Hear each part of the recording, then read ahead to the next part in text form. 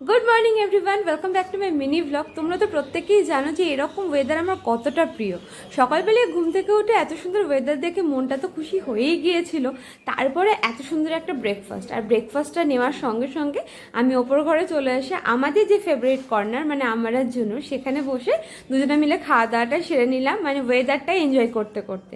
আর এত সুন্দর একটা ওয়েদার, কিছু প্যাক মাখবো না সেটা তো হতেই পারে না। ওই জন্য স্নানে যাওয়ার আগে প্যাক নিয়ে বসে পড়লাম, একটু ভালো করে প্যাকটা অ্যাপ্লাই করে নেব, তারপরে ঘোরাফেরা করে শুকিয়ে যাবে।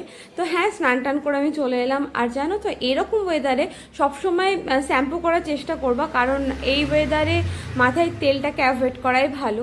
তো যাই হোক, আমি স্নান টান করে এসে একটু স্কিন কেয়ার করে নিলাম। সকাল থেকে ভীষণ ইচ্ছে ছিল বৃষ্টিতে ভেজার, মা আজকে বৃষ্টিতে অলরেডি ভিজেছে, কিন্তু আমি যখনই স্নান করে উঠলাম তখনই আবার বৃষ্টি শুরু হয়ে গেল, তার আগে বৃষ্টি হচ্ছিল না।